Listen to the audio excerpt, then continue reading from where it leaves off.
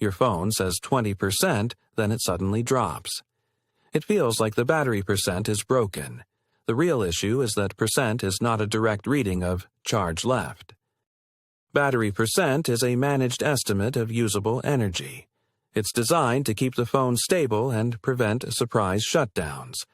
Think of it as a forecast, not a ruler. A lithium battery is a chemical pack that pushes electricity out. That push is voltage. Early devices tried to map voltage straight to percent. On a clean bench, that mapping looks reasonable. A full cell sits at a higher voltage, and as it empties, the voltage trends lower. But phones don't live on benches. They switch loads constantly. Screen brightness, radios, CPU bursts, camera, games, background sync. When the phone asks for more power, the battery voltage sags under load. Imagine a battery feeding a load that jumps from low to high. During the burst, the voltage trace dips. When the burst ends, the voltage rebounds. That dip does not mean the battery instantly lost energy. It means internal resistance stole some voltage as current increased.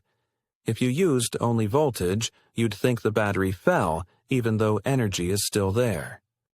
This is why modern percent cannot be a raw voltage reading. Voltage depends on both charge and workload is never constant. Now, zoom in on the low end. Near low charge, the voltage curve gets steeper. For the same remaining energy, voltage drops faster, so the same burst causes a bigger dip at 10% than at 60%. That's why 10% can feel inconsistent. Under light use, it might last a while. Under heavy bursts, it can vanish fast. Temperature makes this effect stronger. Cold increases internal resistance. Higher resistance means deeper voltage sag for the same burst. In the cold, the phone becomes cautious earlier. It may decide the voltage is too unstable to keep going safely, so it shuts down while some chemical energy still remains. Aging acts like a slower version of cold. As a battery wears, it holds less usable energy and its resistance increases. Bursts become harder, and voltage collapses sooner under load. This explains why two phones at 50% can behave differently. One battery might be healthier and warmer, the other might be older or colder. So what replaced the old voltage-only guess? A fuel gauge controller inside the phone measures voltage, current, and temperature. It also uses a model of the battery's behavior. It tracks energy moving in and out over time, like an odometer for power flow. Every burst spends some of the budget, and charging adds some back. This is often called Coulomb counting. But Coulomb counting drifts. Sensors have tiny errors, and batteries change with temperature and age. So the system needs periodic checkpoints to recalibrate the estimate. One checkpoint happens near full charge, where behavior is steadier. Another happens near the low end, close to the safe cutoff. These anchor points correct the model over time. Now, add a design constraint most people don't realize. Phones keep a small reserve of capacity on purpose. That hidden buffer helps survive sudden bursts without crashing. Visually, imagine a battery icon with a segment behind the frame. The visible percent is not the full chemical capacity. The bottom slice is a safety margin.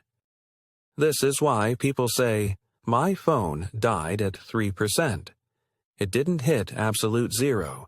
It hit a safe cutoff where voltage could not support bursts reliably." Under cold air or heavy load, that safe cutoff arrives sooner. With an older battery, it also arrives sooner. The phone chooses reliability over squeezing out the last drops. It also explains a weird behavior. Percent can jump after a restart. When you reboot, the workload briefly drops and voltage rebounds. The estimator sees the rebound and updates its forecast. That rebound is recovery, not new charge. If you disconnect a load on a bench, voltage rises even though the battery didn't refill. A smart gauge uses that signal to re-estimate. There's one more job the gauge must do. It must look stable to humans. If it reported every sag, the number would flicker and feel broken. So the phone smooths the displayed percent. Short dips are averaged out and don't immediately show. Later, the display catches up and drops in chunks. That chunking is why percent can feel stuck and then suddenly fall. The phone balances accuracy with readability. It shows a trend instead of raw electrical noise. So, what does battery percent actually measure? It measures estimated usable energy under current conditions, including safety margins. It combines voltage behavior, current draw, temperature, and learned aging. Read it as runtime left under today's conditions, not chemistry left in the tank. If you change conditions fast, cold air, a sudden game, camera, hotspot, the forecast updates fast too. The big trade-off is simple. Modern phones die less often without warning because the gauge is designed to predict risk, but the number is less literal because it's managed for stability. If you want the percent to feel more reliable, watch the factors that bend it most. Keep the phone warmer. Avoid heavy bursts when you're in the bottom range on an older battery. And remember the core idea. Battery percent evolved from a voltage guess into a learned estimate with a hidden reserve. It's a stability-focused forecast, not a direct meter of what's left.